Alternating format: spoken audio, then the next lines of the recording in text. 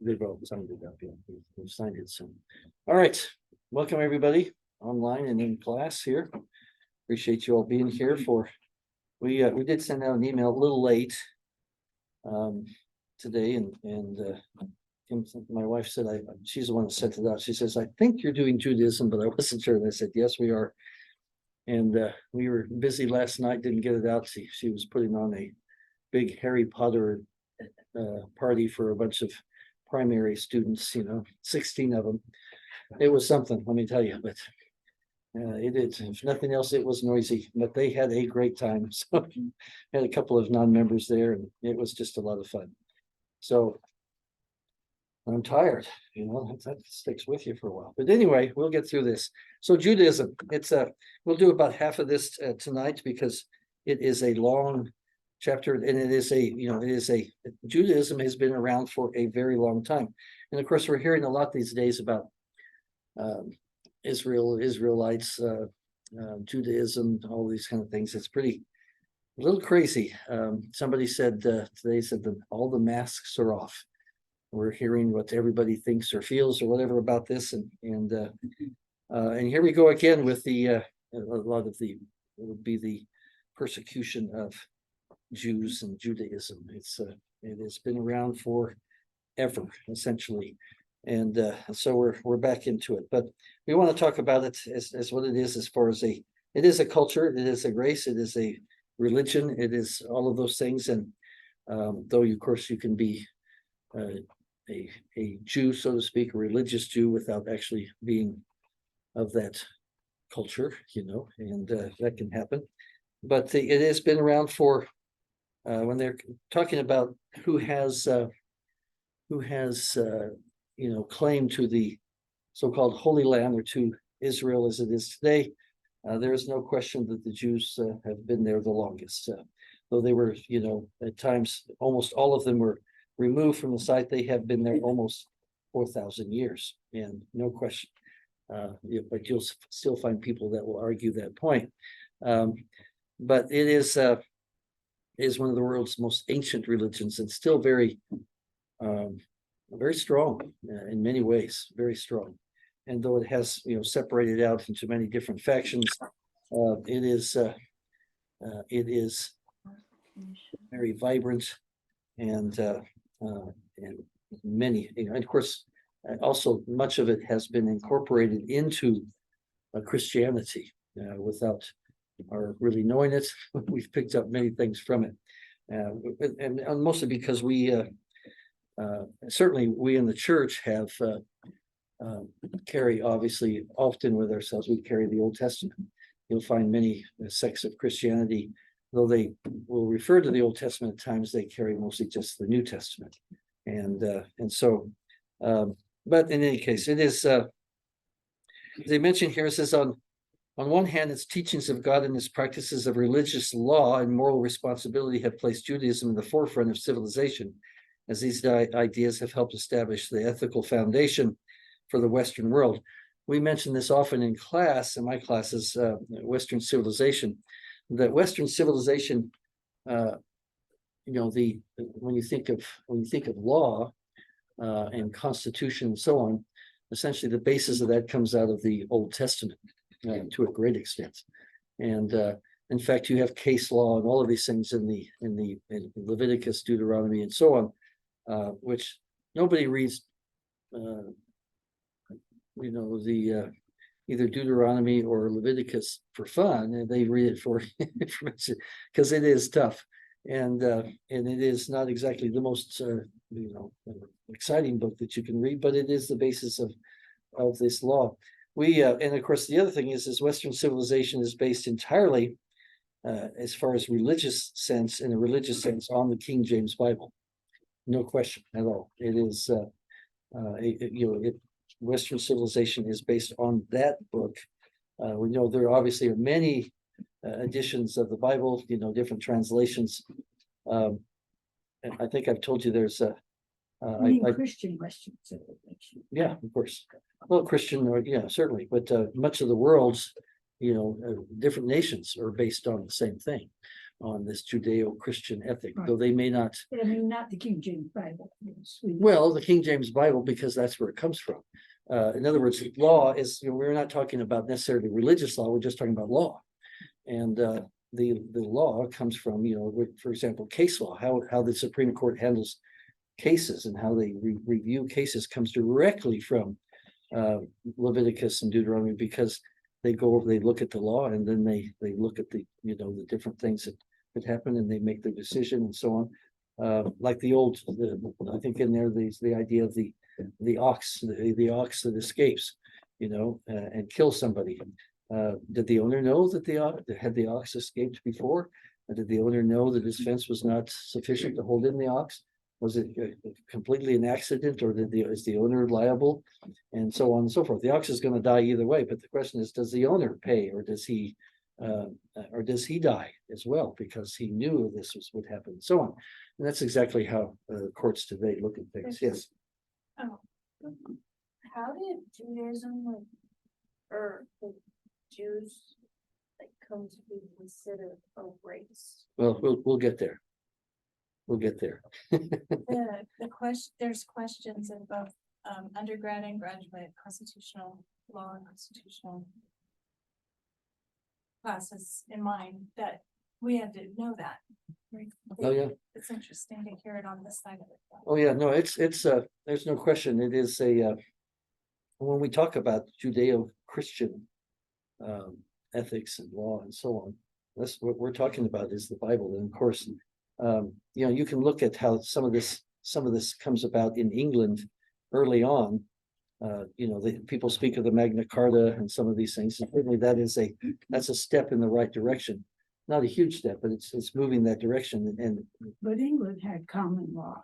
Well, they have no one common else in law. Europe had. Yeah, well, that's right. They did. And in fact, we're glad they had common law, because the rest of it had Roman law. And in Roman law, the accused must prove that he's not guilty beyond a reasonable doubt.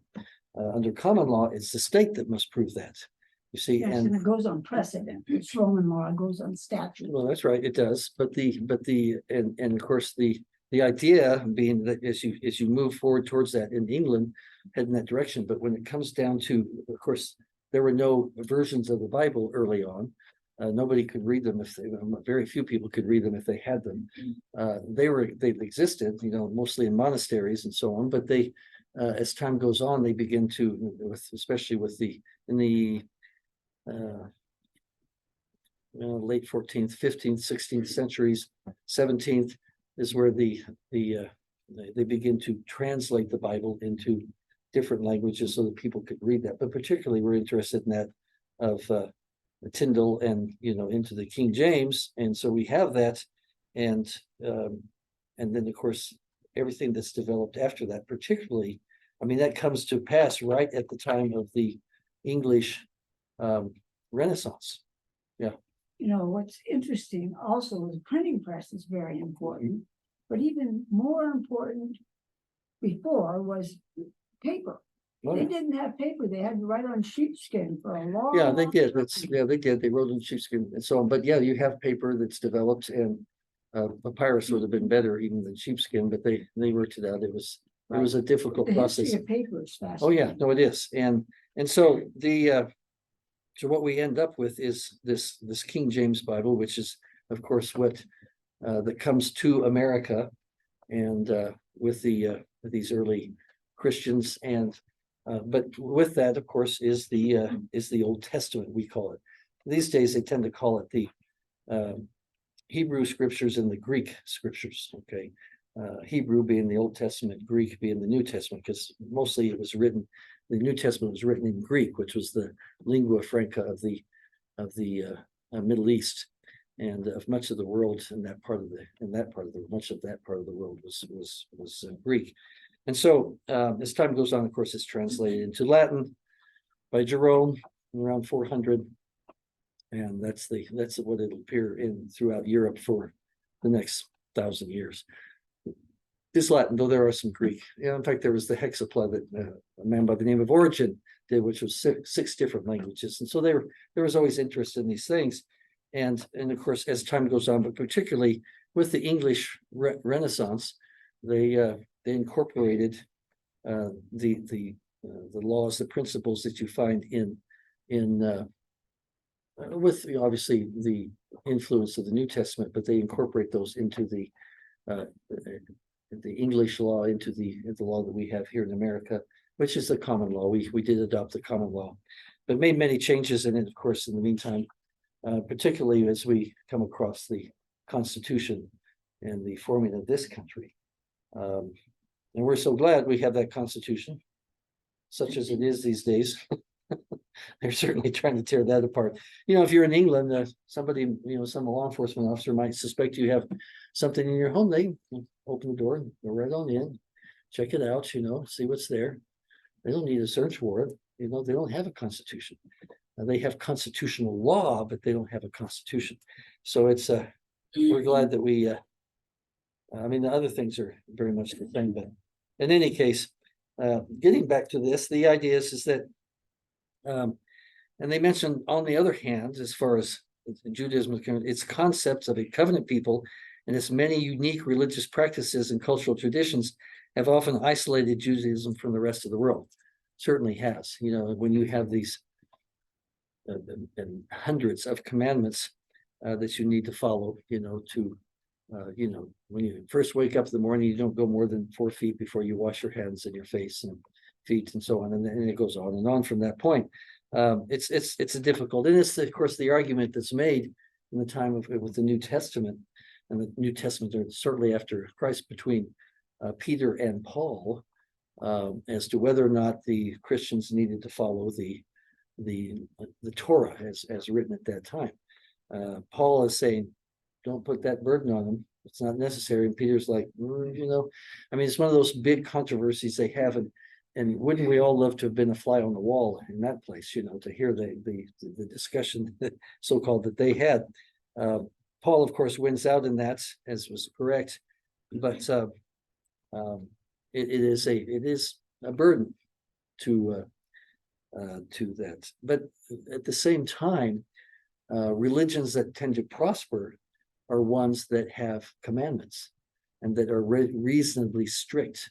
There's something in human nature. We think that we like total freedom, but we really don't, because then we have to make decisions for ourselves. What we like is somebody to tell us what to do. And when we have things that tell us that is something that is difficult at times, it must be good. We have this common idea that, and so when we have these commandments, we feel comfort, we feel security with that. I was just wondering, do Orthodox Jews, are they required to wash their hands and face and feet when they get out of bed? Well, the Orthodox, they don't. It's usually the ultra-Orthodox and some of those that do that follow. Many, the Orthodox, you step down from these things as you go around. We have a Orthodox synagogue there, B'nai Israel. That's where I study with the rabbi. You have one that's quite liberal, which is over on Louisiana and Louisiana and Montgomery. Trying to think of the name, but anyway. Congregational. I have an answer for that if you'd like. This is Miranda Jacobson. Yes, Miranda, how are you? I'm good. The Chabad is the Orthodox rabbi, and what they do is they place a special bowl by their bed with a little thing to wash their hands, and they do that still. Right. They instruct men in particular to do that, just as far as what I understand. Right. Anyway, well, okay. I appreciate it. But feel free to jump in anytime. Okay. Okay, I appreciate it. All right, so going back, the heritage of the patriarchs, way back. Of course, the ones we know, Moses and Aaron are usually looked at as the real founders of Judaism. You go because of the law. You can go back and look at somebody like Abraham and some of these early patriarchs, but Moses and Aaron are the ones that Abraham is more looked like is the founder of the race, and his children and grandchildren and so on, the race of Judaism, or the Jews. Moses and Aaron are the founders of the religion, and of course the law. Most of it, a good portion of it, comes from Moses. They were Hebrew practices under Abraham, right? Well, yeah, there, I mean, he is, As a we talk about the tribe. first Hebrew, yeah, but, and you say under Moses or Abraham? Well, under Abraham, because Yeah. Moses, well, all the Jews were there with Mhm. Moses as All well. come from, all, are descendants as far as they're concerned of But Abraham. Judaism came later when Judah survived. But Well, you have Moses, Moses is the one who institutes the law. And there you have the religion, at that point. And was so, Moses a Levite? He wasn't in yeah. the tribe of Judah, was he? no, Okay, yeah, so, I'll Uh, interrupt anymore. yeah, so Moses, the great prophet, delivers Israel from bondage.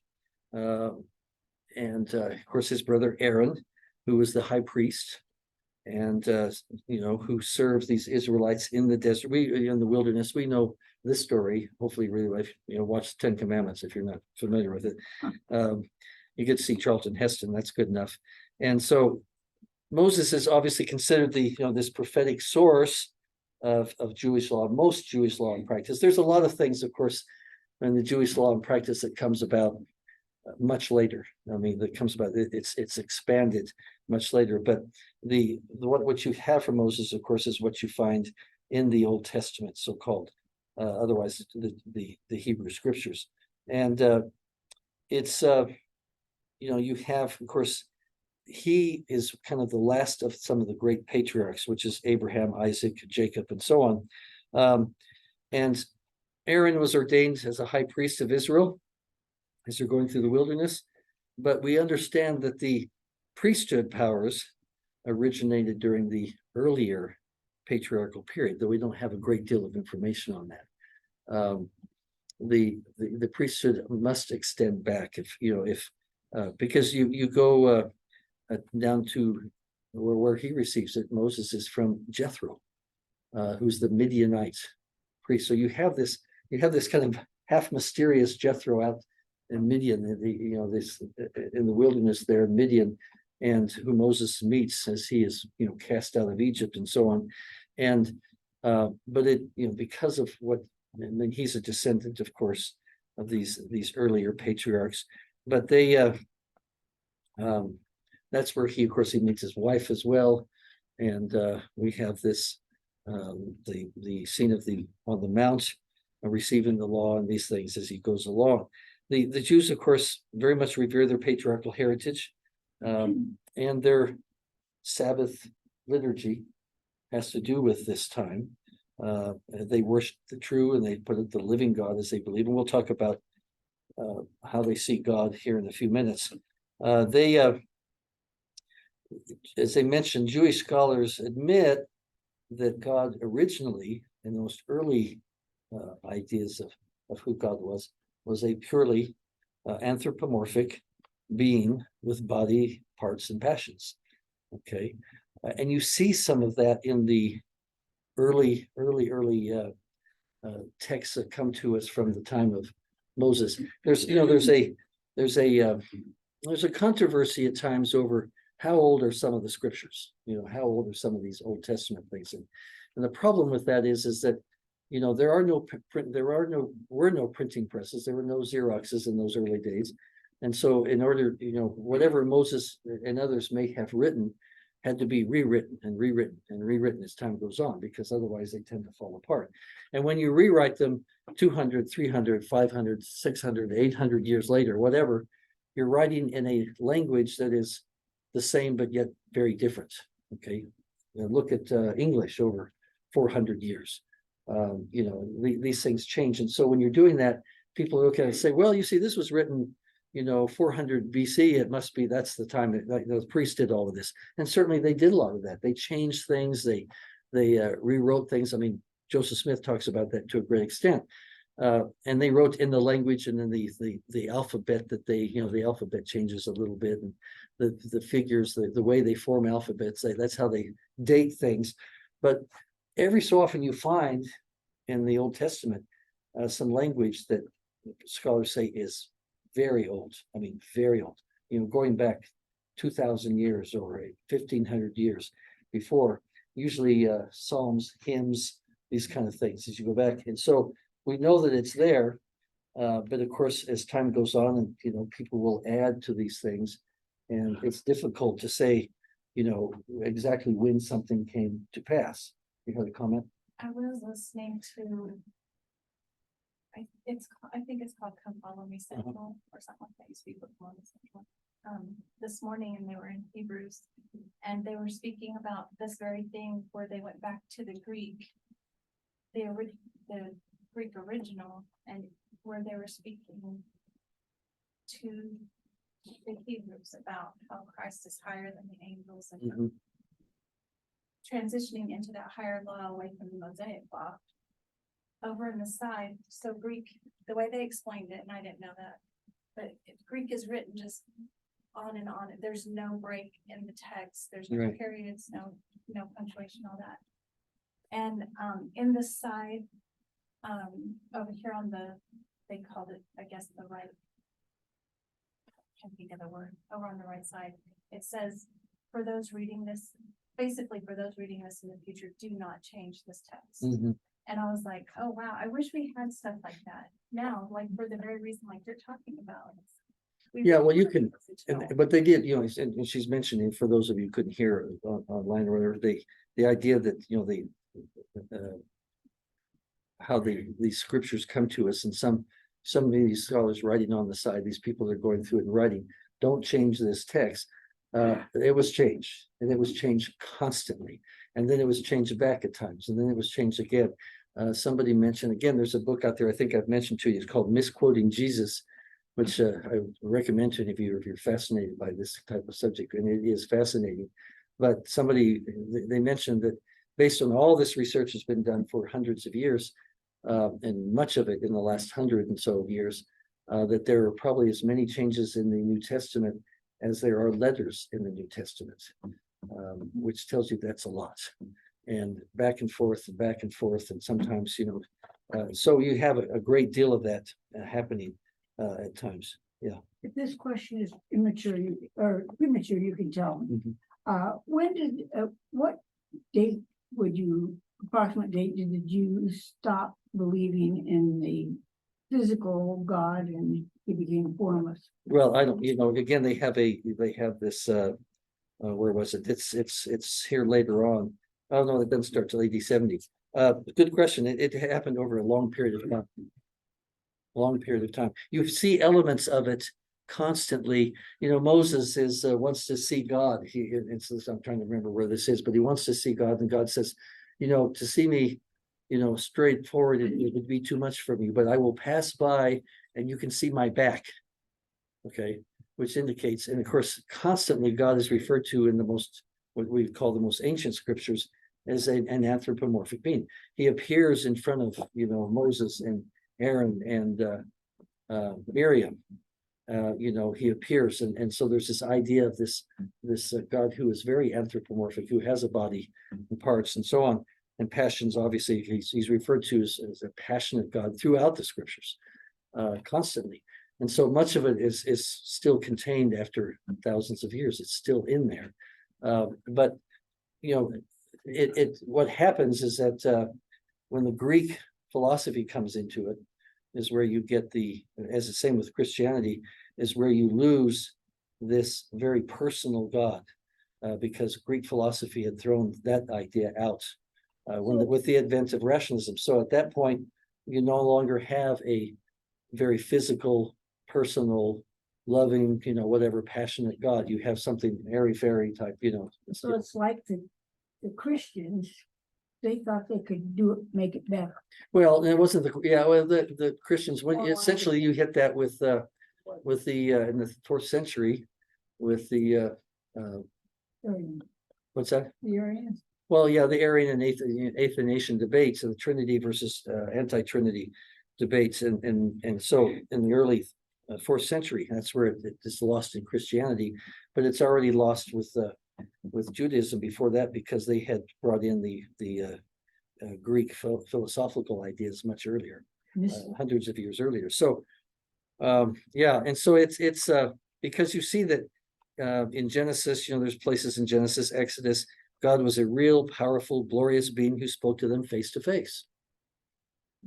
And it's one of the one of the great ideas that Joseph Smith brings back to us is that God is a very physical, powerful, glorious being, and we are His children.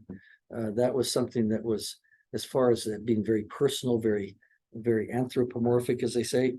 That was the original idea of God and the Jewish idea. So, so there you are. Well, going on, Abraham. And just to talk briefly about it, obviously he fathered both the Arab and Israelite nations. He obviously worshipped the one living God instead of the false god and false idols that his father and others worshipped.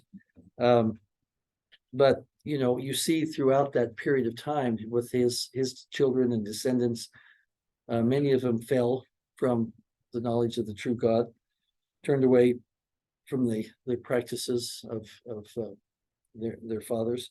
You know, descendants of Lot and Ishmael and you know, reverted to paganism and these kind of things, and practice idolatry for centuries, and down into certainly the time of as far as some of the descendants. Remember, descendants of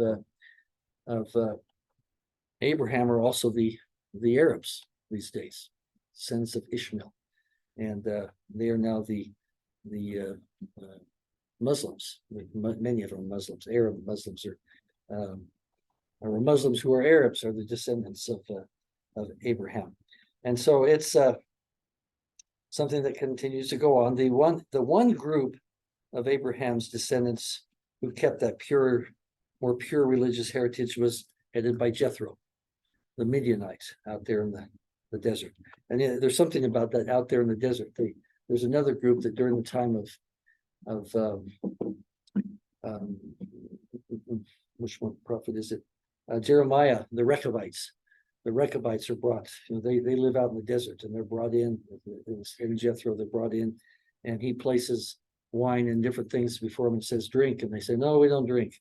We don't do that. You know, we keep the traditions of our fathers and the traditions of our God and so on, the commandments. And he commends them very highly for keeping those things, those lessons. It's because, and he comes to mention, it's because they're out there in the desert away from idolatrous or whatever ideas.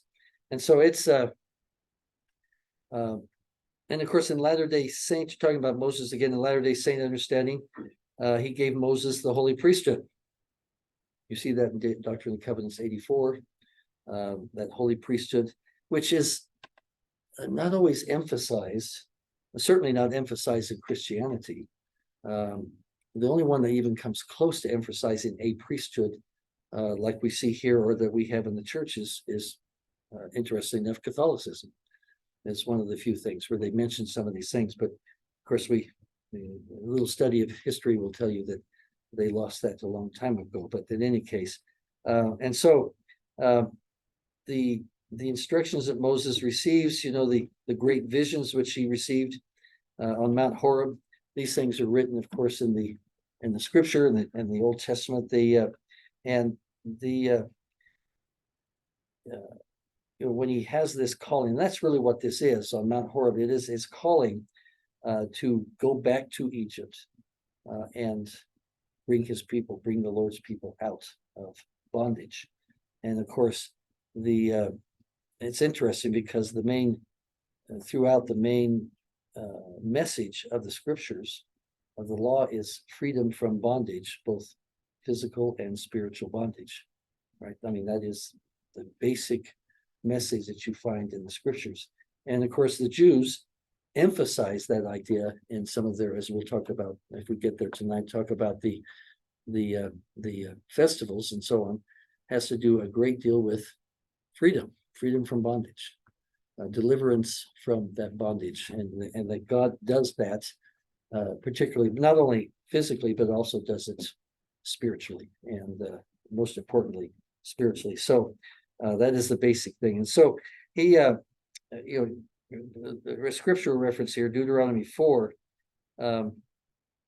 he says, God says, see, I have taught you decrees and laws as the Lord, well, actually it's Moses speaking, but I have taught you the decrees and laws as the Lord my God commanded me, so that you may follow them in the land you are entering to take possession of it.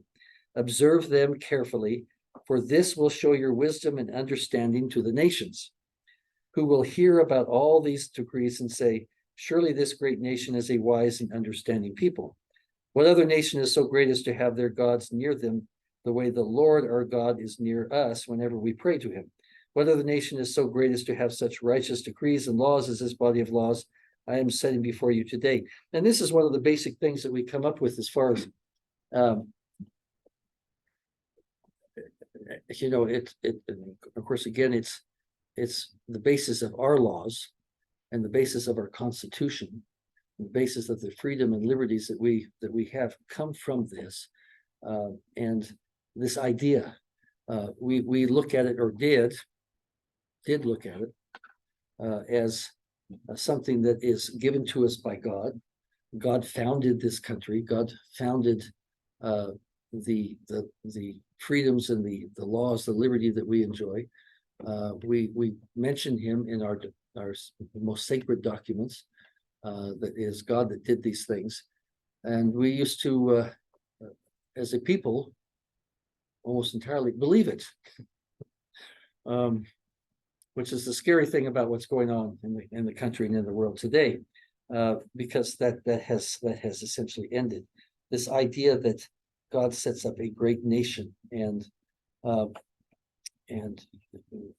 only anciently but in our day and age, we at one time we certainly believed that this country was founded by God as a basis for all peoples in the world to come to for as a beacon of freedom, of liberty, light, and so on. We have lost some of that in our day and age, and lose more of it all the time. Moses also testified to them about their God and his promises to them when they said, and this is from Deuteronomy again 4. It says, "You were shown these things so that you might know that the Lord is God. Besides him there is no other. From heaven he made you hear his voice to discipline you. On earth he showed you his great fire, and you heard his words from out of the mouth of fire. Because he loved your forefathers and chose their descendants after them, he brought you out of Egypt by his presence and his great strength. Acknowledge and take this to heart this day, that the Lord is God in heaven above and on the earth below. There is no other. Keep his decrees and commands, which I am giving you today, so that it may go well with you, and that you may live long in the land the Lord your God gives you for all time." And those that came here into this country believed just this. This was a land. This was the promised land. They pick up that idea from the scriptures that this was the promised land that they were coming to, and that God had founded this country and given it to them. Are you referring to the New Englanders? Yeah, My referring to a lot of them. Came to Virginia before they came to New England. Well, whatever, all of them. That's what they looked at. I mean, all of the ones that came here, most of them came here because of religious persecution. Probably, my grandfather, my mother's side, is called, his last name is Godfrey. They came out of France, and Godfrey meant just that: freedom to choose God. God made us free, and freedom to choose God, and they came here. And so most of these, and you had Maryland, those are the Catholics, and you had, the Puritans, and you had, eventually many different sects came here for the ability to worship God in a manner according to, as their conscience would direct. And they all believed very much the same thing. God was giving them this land for that purpose. And so we forget these things. However, Moses also said to them, and again, and this is Deuteronomy 4 is a great chapter because it explains all of these things, that the reason this was done. He says, if you then become corrupt, well, we don't have to worry about that in this country now, do we? Corruption doesn't exist here, right? No, we're okay. Yeah, if you then become corrupt, doing evil in the eyes of the Lord your God and provoking him to anger, I call heaven and earth as witnesses against you this day, that you will quickly perish from the land that you are crossing the Jordan to possess. The Lord will scatter you among the peoples, and only a few of you will survive among the nations to which the Lord will drive you. But if from there you seek the Lord your God, you will find him if you look for him with all your heart and with all your soul. When you are in distress and all these things have happened to you, then in later days you will return to the Lord your God and obey him. This is one of those prophecies that was given in the time, we know it was in the time of Moses because the scattering had not occurred until long after this time. The real scattering, which occurred mostly under the Romans, of course. I mean, they were driven out by the Babylonians, driven to taken to there, but many of them, of course, were left in Israel. But the idea is that this is a testimony and something that that you will be scattered. But again, they talk about another place.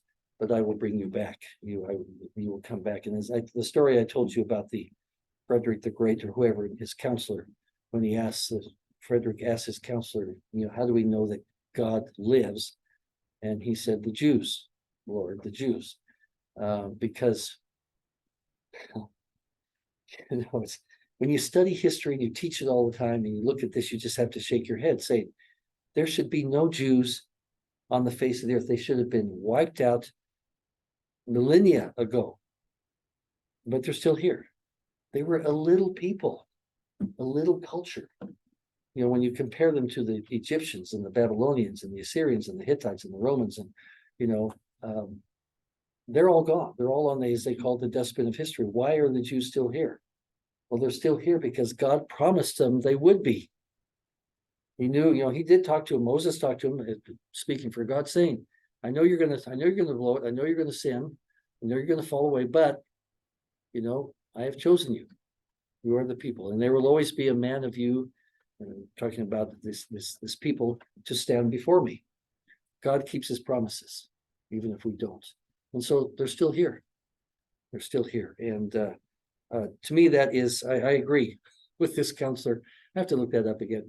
But whoever he was, because there's, study history a lot, and you'll realize it's just simply impossible that they should still be here. The only reason it is possible, the only reason it happens is because God made the promise.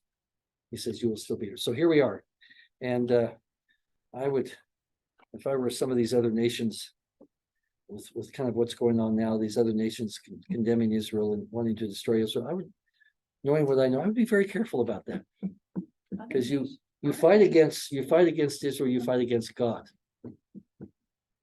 And Israel, of course, Israel means more to us. We've expanded on that idea, as Israel is those who believe, those who trust in, those who follow the dictates of God. And we've expanded it out a bit, but we also, in doing that, we have to, and we follow we look to the prophets, we look to Moses and Abraham and these people, even though we are not literally of the house, so to speak, of Israel. Some of us, yes, no. I remember having a woman I worked with, the DA's office years and years ago. Her husband was Jewish. She was Jewish herself. And one day we were as members of the office, we went out to eat someplace to dinner, and he kind of accosted me and said, who do you people think you are? You're not Israel. You're not the children of God. I am Israel. You're not.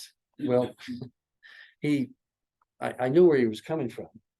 He didn't like it that we accepted a lot of these things, but I should have reminded him of Ruth.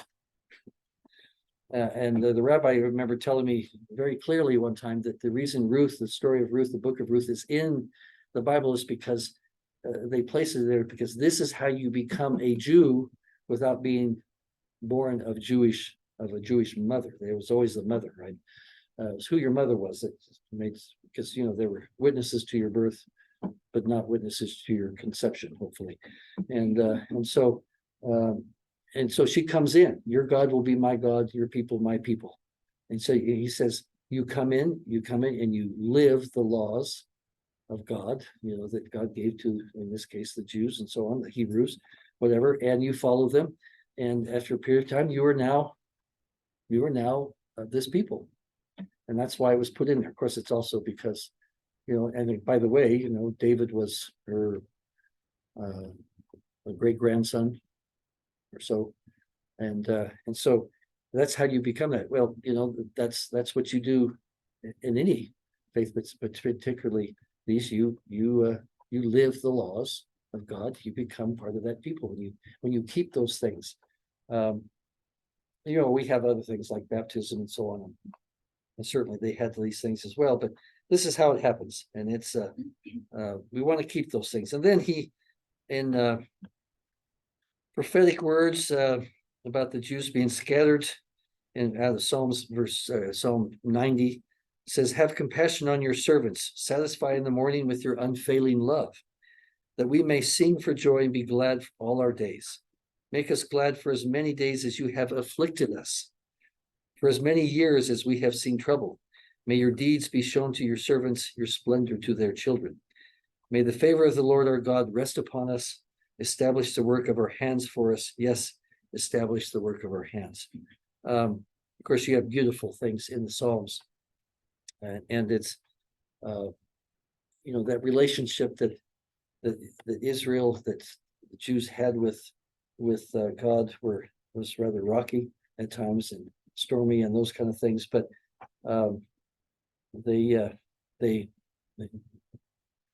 it's, I guess, it's the story of the human race. It's the story of human nature and so on. And we have to admit that, you know, we look at it and say that Israel, through much of its time, was apostate. At least some, you know, many, maybe at times, but they often came back. And of course, a lot of the festivals that they have, as well, like I said, we probably won't get to tonight, but a lot of the festivals recognize that, and they're there. You know, Yom Kippur is set up to as a time of repentance and coming back to God and renewing that covenant relationship. And of course, having mentioned the word covenant, I don't have to tell you all how important that word is. It was to the Jews. That's what's happening with Moses. That's what's happening with Abraham early on in chapter, what was it, 12 or whatever, where he's cutting these pieces, these animals, and laying them to either side and walking between the pieces. And then this lamp, this burning lamp, is described as going through the pieces as well, which is significant of God making the covenant with Abraham. This would happen. It's mentioned again in Jeremiah many hundreds of years later. But covenants, and Jacob himself goes through that covenant process. There's his wrestling with the angel. It's really wrestling with the Lord, and the same type of wrestling that you have Enos has. He's making covenants. He's given a new name. Covenants all through the Bible, all through the ancient, with the ancient prophets and the ancient peoples. And of course, we understand the importance of covenants to this day. Covenants are very sacred. You know, they have something called the promise keepers in Christianity. It's a nice thing. It's a good thing. But promises just aren't quite the same as covenants. Okay. Covenants, we realize it's just in the word itself that this is a sacred thing that we are doing. And so well, we'll see as we go through and talk about it more. It's a question. Yeah. Priesthood authority is necessary to make a covenant. Things like that wouldn't be true in all. Can we make personal covenants? Well, yeah, you can always make personal covenants with God, but there are certain things that you do that need that priesthood authority, and you see that. Obviously, priesthood appears very early on, all the way back to the time of Moses, and we understand that Moses isn't making this up. There had to be a line of priesthood, which is hinted at in the early pages of it's Genesis and these other places. It's hinted at they're doing certain things a certain way, which tells us that we're talking about. And of course, you have latter-day Revelation, which speaks to it quite a bit.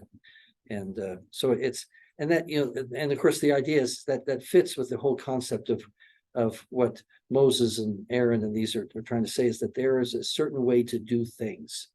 You see, you have in the world you have chaos, but God is not a God of chaos. He's a God of order, truth, righteousness, and so on. So there are certain ways to do things, and so he sets these things up where you have temple worship, you have certain ways of doing things, you have anciently, of course, festivals and so on, which we don't carry out this to that extent, but we understand, and of course, again, being who we are, we understand that that's necessary. It just fits. Because when you don't have those things, what do you have?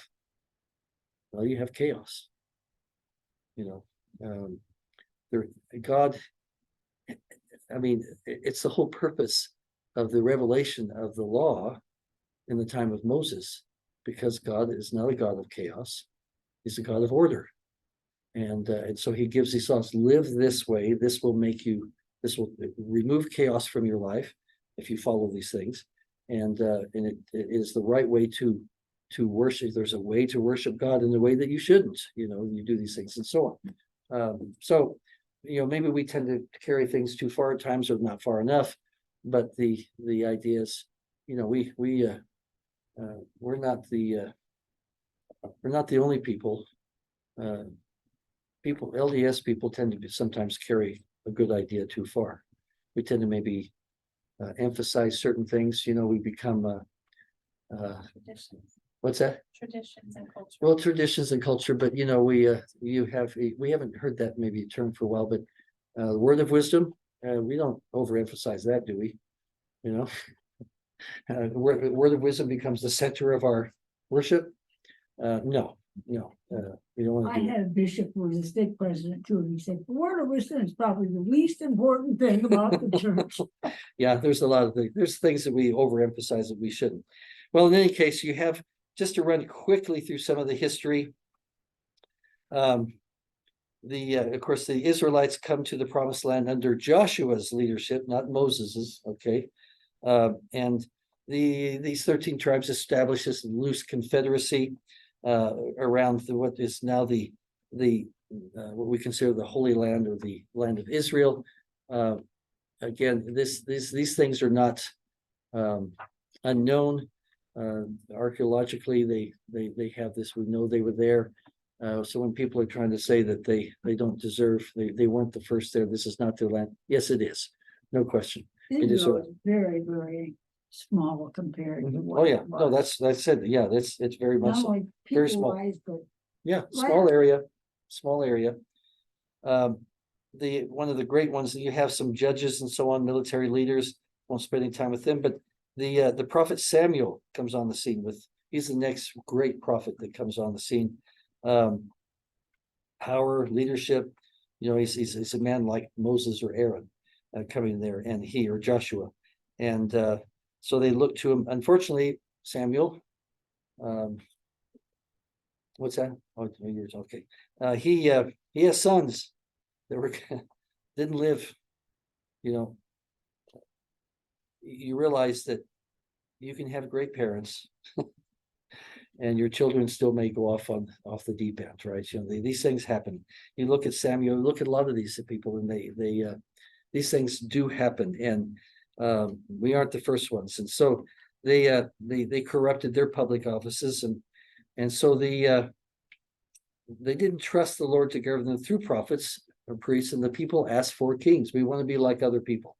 We want to have kings. Samuel tries to talk him out of it. The Lord tries to talk them out of it. No, they want it. So they call. The Lord says, if you want them, or you've got them. And warns them, by the way, if you've read any of that, he warns them. It's one of those long things saying, if you really want a king, let me tell you about kings, okay, what they're going to ask, and that's exactly what happens. So you get Saul. Started out good, didn't turn out to be a great story. And of course, you get David. The Jews love David. Okay, they do not like Solomon. And if you ask them why, they'll tell you. Well, Solomon was building the temple, was building the king's house, the house of cedar, I think is what it was called. And they said he was merciless, and they do not like Solomon. And of course, he was the last king of a united Israel, because he essentially threatened to work him even, as harder than he already was. Israel separates there. You have Judah and Israel in the north, Judah in the south. And so sometimes very friendly with each other, other times bitter rivalry.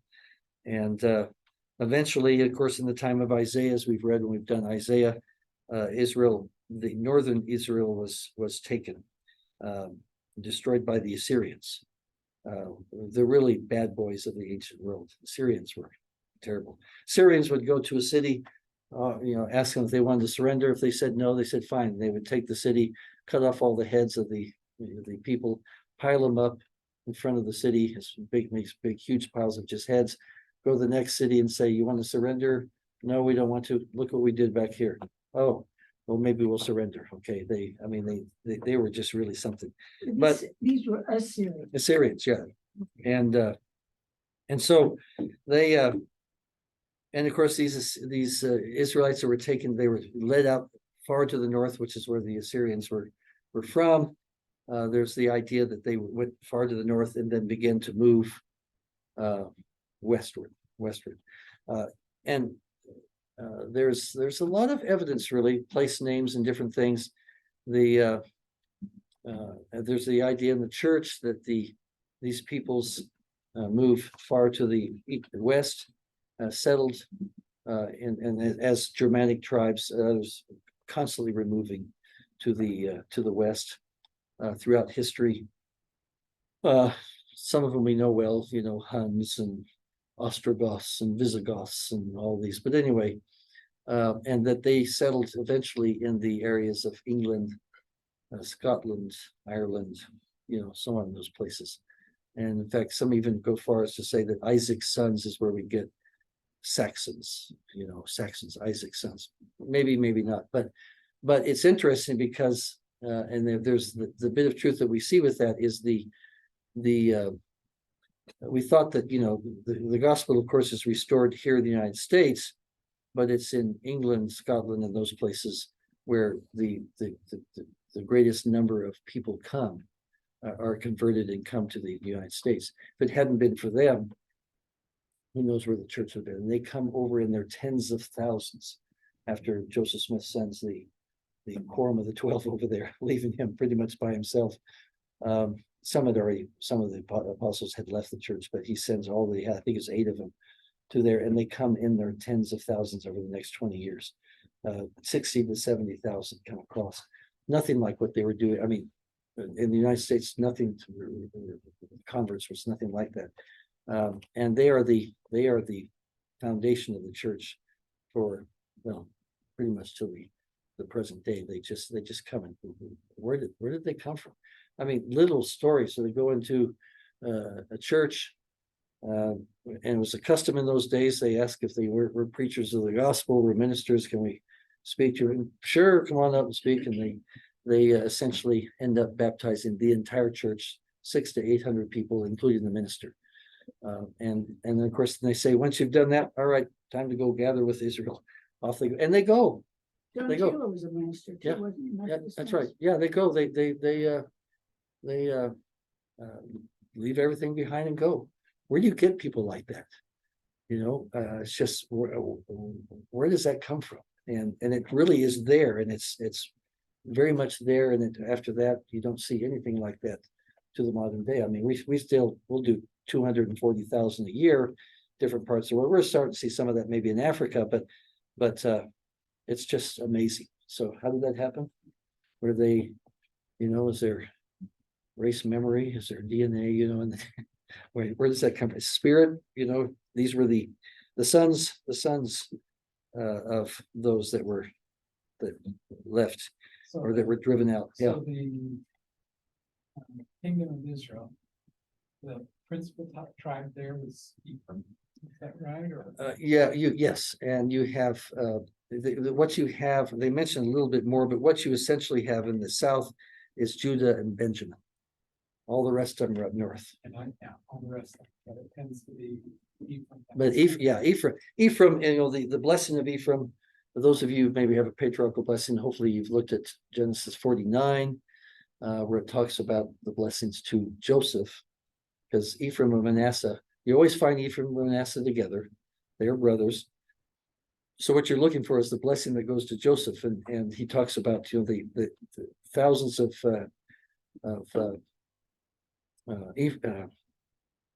Manasseh and the 10,000s of Ephraim. Ephraim is a very, very numerous tribe, and is the tribe that has the the blessings of the birthright blessings.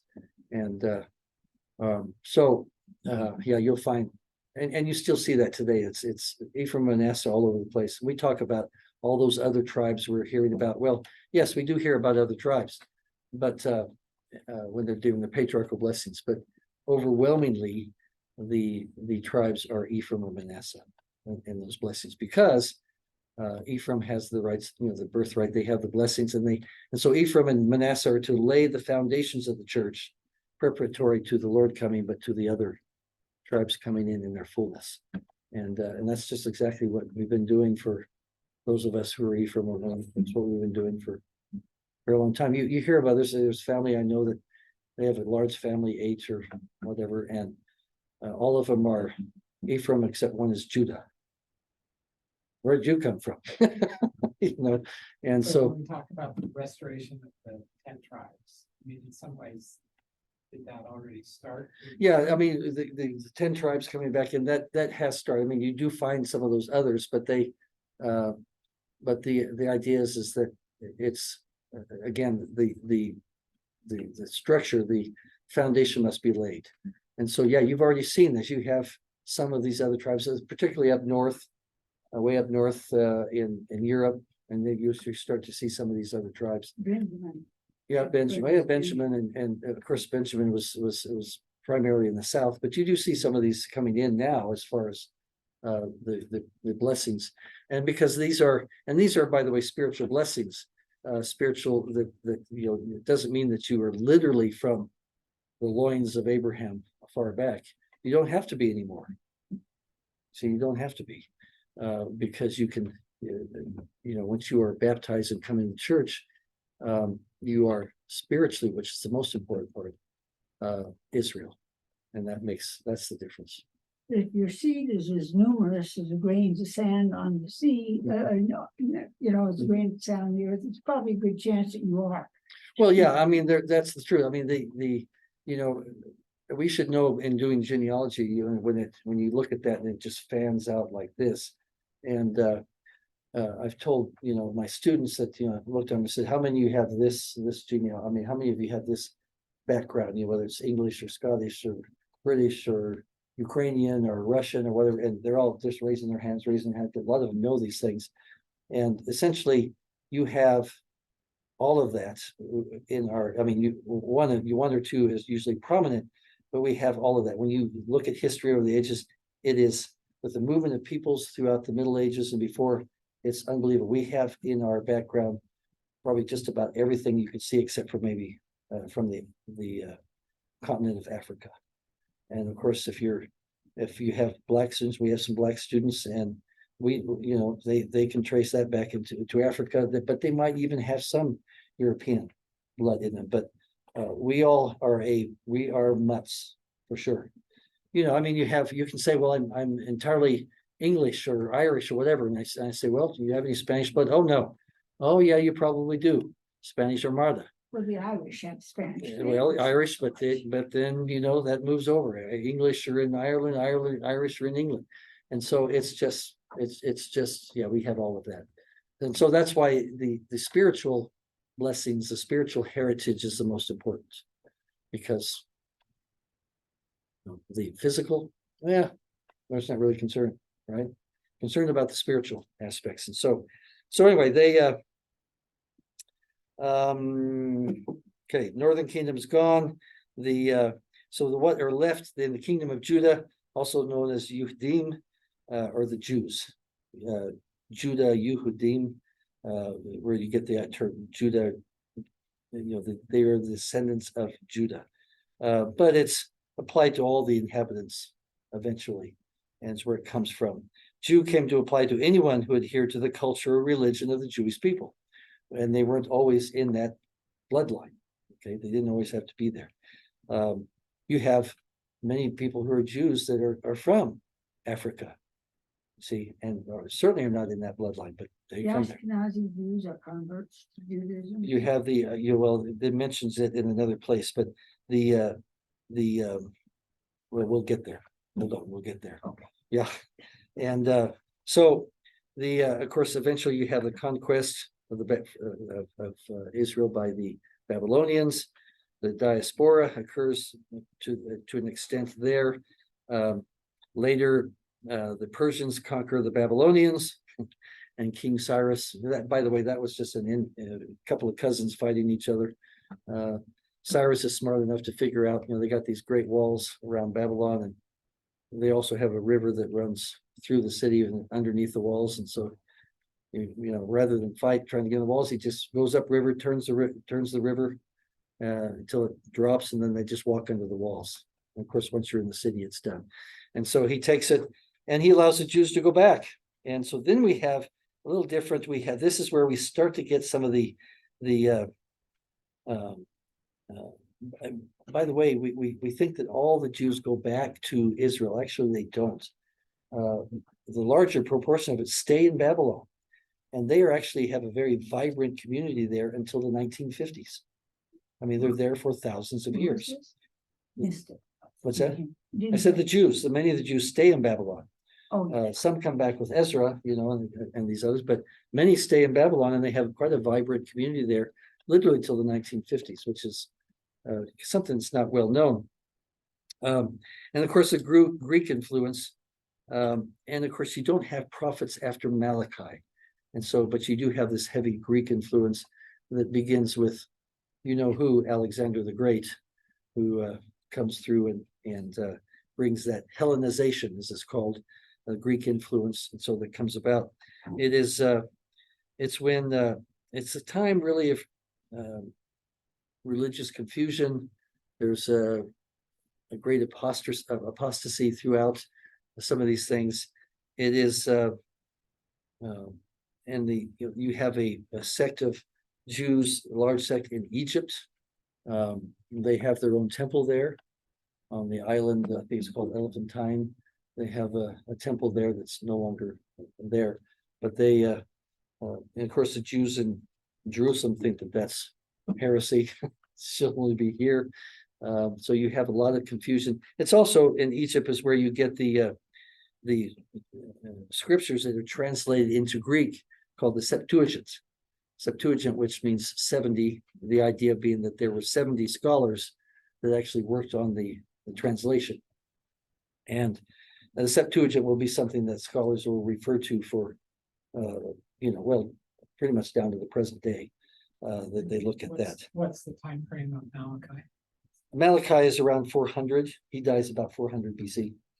Yeah, and so from that time to the time of John the Baptist, you don't have prophets. You don't have what you have is once the the Jews will have their own kingdom briefly after the Maccabees, kick everybody else out, and so they'll have that. And the Maccabean revolt that starts in 167 BC, and then they and of course that also is the kind of the prototype for later Jewish resistance to invaders. I think we're seeing some of that now. We're going to see. It'll be interesting to see where this goes.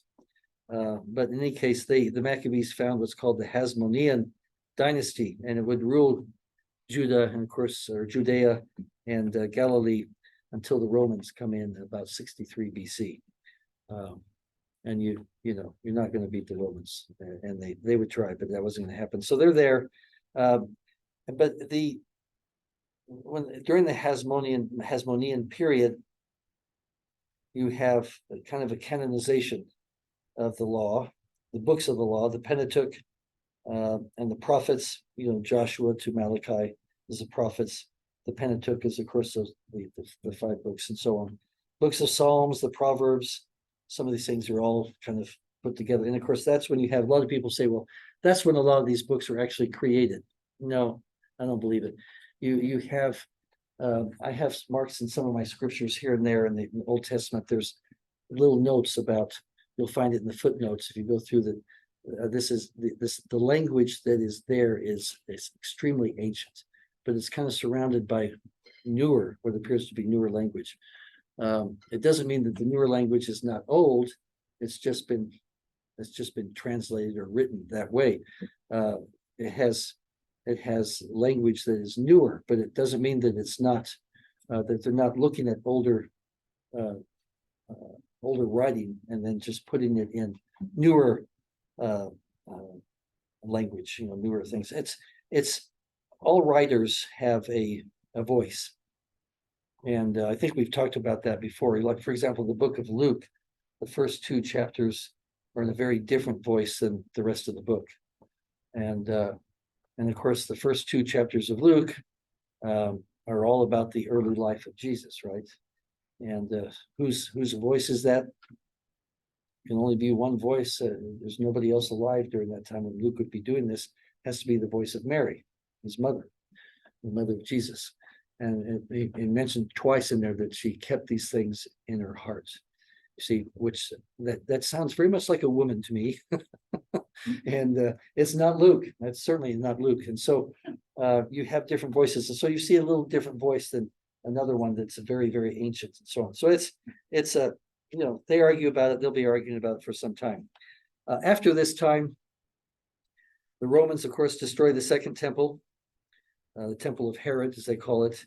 And of course, you have that scattering. Yeah. So what did the Romans really believe? Were they Catholic? Well, later, Or because were they we more, get that. superstitious? No, yeah, the Romans adopted the Greek gods. Okay, they adopted the Greek gods early on, and they changed the names, and but they're the same gods, and that's mostly had. But if you get later on, of course, what happens? Romans don't really become Christian, where you have the so-called Roman Catholic Church. Catholic meaning universal.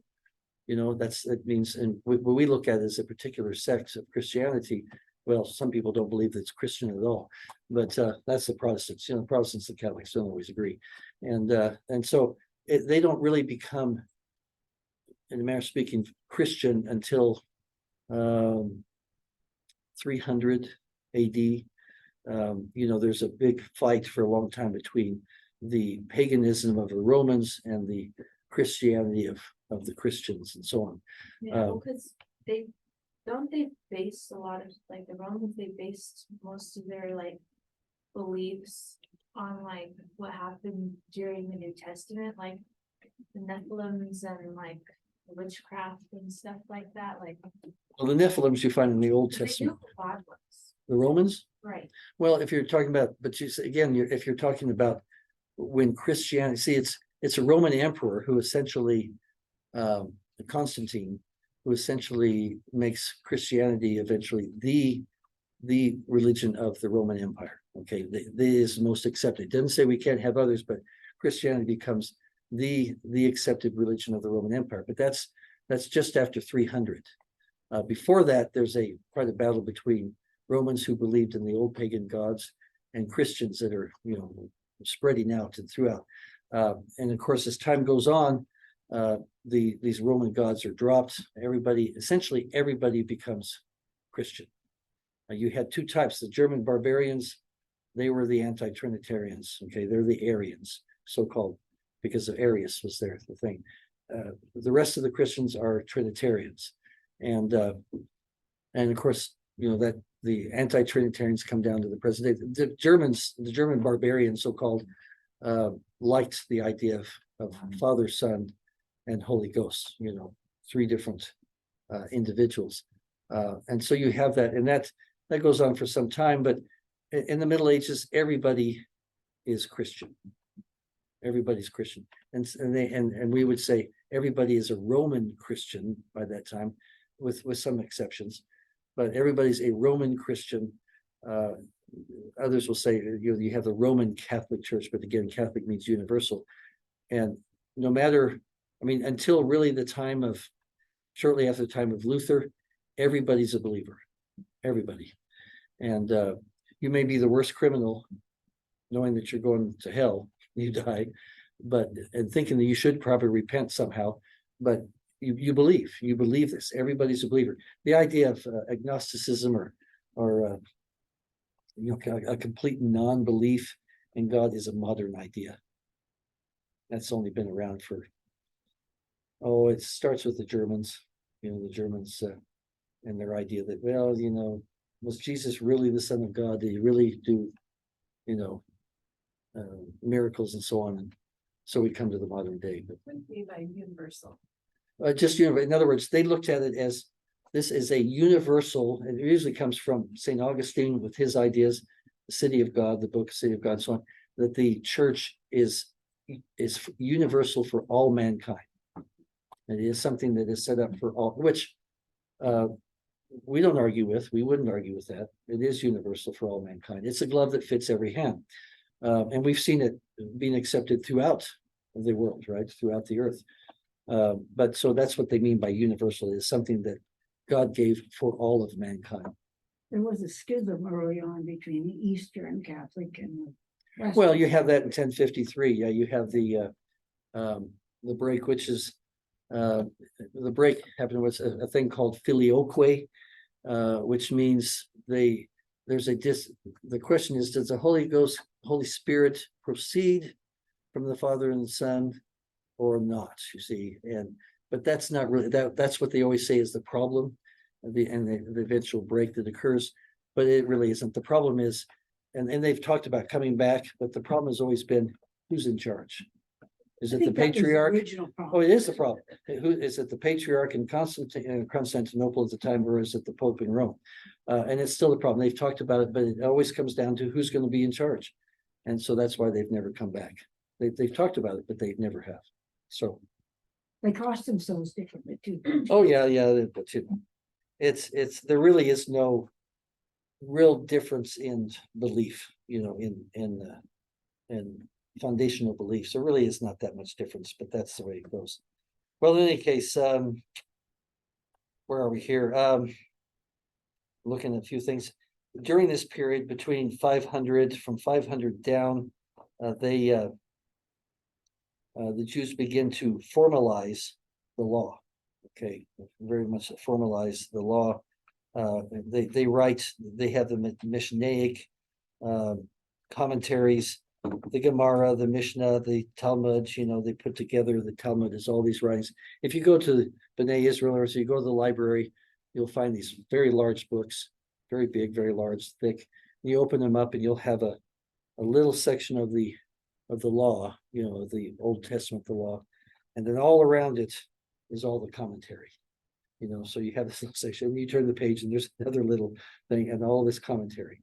So they've gathered all that together. It's great stuff. It's not the most exciting, but it's great stuff, because this is how a lot of what we have in the world today comes from. And so the Justinian Code. Justinian was emperor around 530, and so on. He's the one that formalized. They took the hundreds of books of Roman law and brought them all down to 5 volumes. But at the same time, as they did that, they legalized many of the social, the economic, the civil, the political, religious disabilities for Jews and so on. The Talmud is of course, it's not as it's considered as great as the scriptures themselves, but when this Justinian Code comes about, Roman law, even though we say we follow the common law, we do. Roman law is something that comes into this again, and it is the foundation for Jewish and Islamic law as well. Many countries in Europe adopted the Roman law. We went with, and it makes sense why we went with the English common law, because this country's descended from that, right? That's where, we were the colonies, right? So that's why we picked that up. Thank God for that, of course. So the Jerusalem falls to the Arabs, and of course Jerusalem became the third most holy city to the Muslims. It is again, Jerusalem's called the navel of the world, with good reason, because the 3 great religions in history that's one of the most sacred sites for these. And of course, the reason why Jerusalem has been fought over so much is because of that very reason. Who controls it? It comes down to Jews participated. We always hear the the Jews were persecuted, and they often were, as were Christians, by Muslims or whatever. But for a long period of time, early on, Muslims, Jews, and Christians got along pretty much just fine. They got along well. Cordoba in Spain was one of the great cities. It was a Muslim city in Spain. It was probably the greatest city of the Middle Ages, essentially run by Islam, the Muslims, but Jews and Christians lived there and prospered, and great libraries, books, these kind of things. But science, medicine, philosophy, all these things, and of course that's where a lot of the books that were they were translated, taken to Italy, where they would later be lost, but then found and would fuel the Renaissance much later. You have different rabbis. Rabbi Solomon ben Isaac, also known as Rashi, big biblical and Talmudic commentaries, France, early on, about 1100. Moses Maimonides, also known as Rambam, Maimonides. I picked up a book for his recently. It's called Guide for the Perplexed. I thought, well, that sounds like me. I think I'd like to read that. It is a big book, and you read it, it's like, okay, this one's going to take some study, because he is amazing, Maimonides. And he has also the 13 Articles of Faith. Sound familiar? And so on. He's considered one of the great scholars in Judaism. What's that? When was he? He was about 1200. 1200. Yeah. This is all AD, and so on. Of course, you have the great persecutions, the pogroms that occurred to Jews throughout the Middle Ages. Many of them would they were cast out of England and France and Spain, and anytime a king needed money, he would cast the Jews out, put a lot of them in jail, take all their property, wait 20 or 30 years, invite them back in, and then wait another 20 or 30 years and do it again. The Jews always prospered in most cases, but but there were many pogroms. The Holocaust that we know in our time was just a furthering of the pogroms, what they called, which was the extermination of Jews throughout the Middle Ages. It just happened constantly. About 1650 or so, the Jews were allowed back in England after almost 400 years, and the Jews would settle in Holland and in England, and many of them went to Poland, where they would be there until the persecutions which would occur in our time. You may have heard of Moses Mendelssohn. Some call him the Martin Luther of the Jewish Reformation. This is about 1750, did many changes in Jewish religious practices, and so on. The Russian pogroms started in about 1880, and many of the Jews immigrated to the United States. And the United States has always been the place where most Jews have gathered. Not Israel, it's the United States. We have many more Jews in the United States than you have in Israel. You have the first Zionist Congress in 1897, in which they established the purchase of Palestine as an internal inheritance for the Jews. I don't know why you have to pay for it.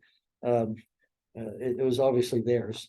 if anybody knows history, there was a Balfour Declaration in 1917 for a Jewish national home in Palestine, and they under the British mandate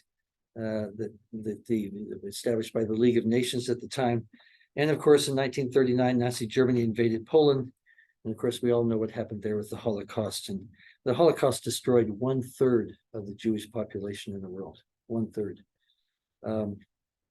And in 1948, really 47, Israel became an independent country.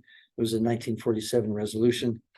And they keep talking about It was actually officially 1948. Well, yes, but the resolution was 1947, and then they became that in I 1948. know that because my daughter was supposed to ask her parents what the most important thing that had happened in their lifetime. And I was born in 1948, Okay, and I said the establishment of Israel. there you go.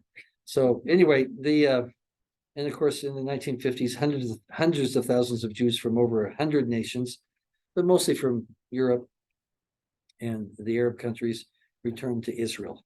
And of course, you had the 6-Day War in 1967, and so on. Everything we mostly know from there. It brings us up to the present day, as to the what has happened to the Jewish people all the time in that time, treasuring, of course, the books, what we call the Jewish scriptures, the Hebrew Bible, the law, the Talmud, the Gemara, and all these things that the sayings of not only the prophets but of the rabbis, the great rabbis. Paul learned at the feet of Gamaliel, and of course Gamaliel was the one that said, when they took Peter and was it James or John, maybe one of them, I think it was only two of them, but he takes him before the Sanhedrin and he says, let them go. We've had these rabbis or these pretenders to be Messiah. They've been around for many years, and there'll be more. They either are or they aren't. And no reason to punish those that follow them. He says, we've had many that have come before this Jesus, and there'll probably be many afterwards. But if it happens to be one of them happens to be the Messiah, should we be fighting against God? Let them go. It'll die away. And he was right, of course, except in this case with that Jesus. It didn't die away. So let's finish up with just the Maimonides, as we mentioned before. He laid down 13 principles of doctrine, as I mentioned, called the 13 Articles of Faith. Number 1, God is the creator of the universe. Number 2, God is one, and he alone is our God. That's the Hebrew, the Shema, that many Jews have spoken at the point of death, or as a testament of faith, the Shema. Shema Yisrael, Adonai Eloheinu, Adonai Echad. Hear, O Israel, the Lord is one. Okay, and it's a testament of faith that many will speak, as I said, at the point of death, or as just a testament of the faith. So God is one, and he alone is our God. 3, God has no body, form, or likeness. 4, God is eternal. 5, one must worship and pray only to God. 6, the words of the prophets are true. 7, Moses is the greatest of the prophets. 8, the Torah, the law, was given by God to Moses. 9, the Torah is eternal. The law is eternal and will not be changed. 10, God knows all the thoughts and all the deeds of people. 11, God rewards those who keep his laws and punishes those who disobey him or them. 12, God will send his Messiah, the anointed one, to usher in a new and better world. We hope that's tomorrow. I'm free anytime. That one needs to happen. I'm looking forward to it. And 13, God will revive the dead. You don't have much about the revival of the dead in the Old Testament. Ezekiel is one of the major spots, but Maimonides says very clearly, God will revive the dead. Those are the 13 articles of faith. And first 5 principles deal with God, next 2 with prophets, the next 2 with the law, the next 2 with justice, and the last 2 with the Messiah and the promises associated with the Messianic era. It is a great faith. And of course, if you we'll go through those. We had some disagreement with number 3, but otherwise we're pretty much, and it's a disagreement that, is it really that important? No, not necessarily. I mean, it is, but we have important that God does have a body, but we can certainly find things that are more important as far as that belief. It is nice to have, we can agree with the Jews, and especially in ancient times, that you need a prophet to help keep us on the path. You need that inspiration, you need that revelation, you need we realize we need commandments. We don't do well without them. We need to have them. And unfortunately, we have prophets and we have commandments and we have the Spirit. And we should, we'll see as we go through this. We're not all, in fact, we are actually very close to Judaism in religious belief, faith, and so on, very close to Judaism. And I say this in the name of Jesus Christ. Amen. Ooh, that's a lot.